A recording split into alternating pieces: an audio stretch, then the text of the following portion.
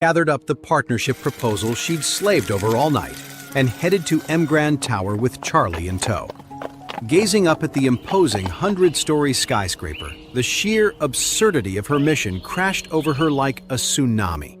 How could a juggernaut like M Grand Group ever take the Wilson family seriously? And to waltz in, expecting to walk out with a cool $30 million? It was like a panhandler showing up at the chairman's mansion demanding a mega jackpot. Still, a promise was a promise. She'd given her word to Grandma in front of everyone and their mother.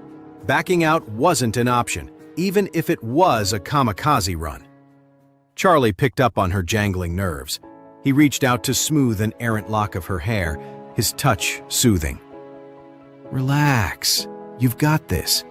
They'd have to be idiots not to see what an asset you are." Claire managed a strained smile.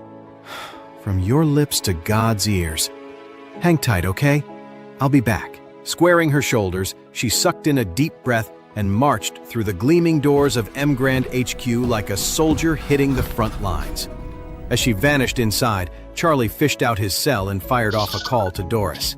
"Hey, Claire just headed up. You know the drill."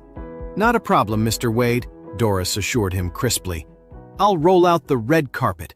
Mrs. Wade will get the deluxe treatment." "Oh, one more thing," Charlie added, his tone sharpening. "What's the deal with M Grand and the Jones crew?" Doris didn't miss a beat. "I won't lie, there's major history there. The Joneses are champing at the bit to hop on our new project bandwagon. I've got their pitch sitting on my desk as we speak. But at the end of the day, you're the boss. Where you lead, I follow." Charlie's reply was pure ice. "The Joneses are persona non grata. No way in hell are they getting within sniffing distance of this deal. And if they think there's a future with us, they can keep dreaming. M Grand and the Jones family, game over." "Consider it handled," Doris vowed. Meanwhile, Claire approached the reception desk in the cavernous lobby, steeling herself for a hard sell. She wasn't holding her breath that Doris Young, the vice chairman, would even agree to a face-to-face. After a few minutes that felt like a few eternities, a poised young woman in a chic power suit clicked over on mile-high heels. "Miss Claire, I presume? Miss Young is eager to see you. Right this way, please." Claire nodded, puzzled. She was still in line, waiting for her appointment. Why the special treatment all of a sudden? Did Doris know she was coming? But that made zero sense. How would a big shot like Doris even have her on her radar? Claire was stumped, but she wasn't about to look a gift horse in the mouth. Opportunity was knocking, and she was answering. She scurried after the assistant, who ushered her directly into Doris's sprawling office. The moment Claire crossed the threshold, Doris sprang up from behind her gleaming desk with a warm smile. "Miss Claire, it's a pleasure. I'm Doris Young, the vice chairman here at M Grand Group." Face to face with Oris Hill's most powerful woman, Claire's stomach was doing somersaults. "The pleasure's all mine, Miss Young. I'm here to discuss our hotel renovation bid. I know the Wilson family isn't exactly in your league, but we've got a stellar reputation in the remodeling business. Nobody can touch our quality and hustle." Her hands shaking a bit, Claire thrust out a glossy folder stuffed with papers. "Here's our company overview and references. If you could just take a quick peek." Doris accepted the packet graciously, giving it a cursory skim. "I've heard great things, Miss Claire. Honestly, I think M Grand and the Wilsons would make a dynamite team." Claire nearly fell over. "For real? You're not kidding?" It couldn't possibly be this easy. Where was the catch? "Absolutely," Doris confirmed, still smiling. "I won't pretend the Wilson family quite meets our normal partnership criteria. But our chairman?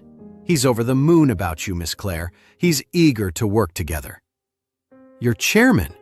Claire parroted blankly. "And who might that be?" Doris's smile turned cryptic. "Oh, just someone from the Wade family. Goes by Wade." "Wade?" Claire frowned, perplexed. "Funny, I don't know any Wades. Well, except my husband Charlie." Doris just nodded, her expression giving nothing away. Charlie had been crystal clear. His identity was strictly hush-hush. She couldn't say more even if she wanted to. But Claire? She was drawing a total blank. Besides her spouse, she wasn't on a first-name basis with any Wades. The mere idea that her chronically unemployed husband might be connected to the upper crust of Eastcliff? Totally laughable. Doris glanced down at the paperwork.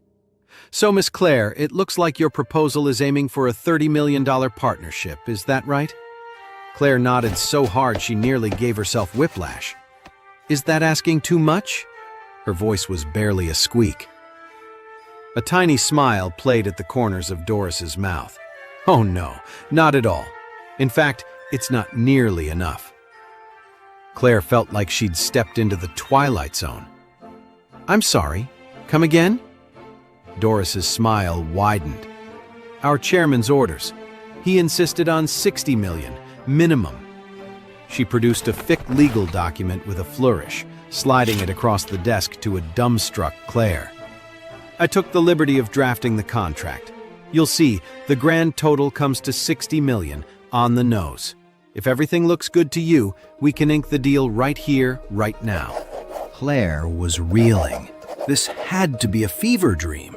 M-Grand, the titan that wouldn't give the lowly Wilson family the time of day, was not only rolling out the red carpet, but supercharging Grandma's wildest fantasies.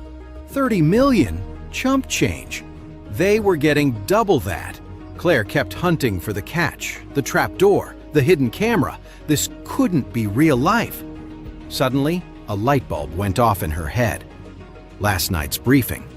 How Charlie had practically strong-armed her into taking point on this pitch. He'd been so certain, so damn sure she'd crush it. And then today, right before she'd marched in to beard the lion in its den, when her nerves were shot and she was practically shaking, he'd been cool as a cucumber, smiling, confident, almost like he'd known, before she had, before anyone. Just who was her husband, really? And what did Charlie know that she didn't?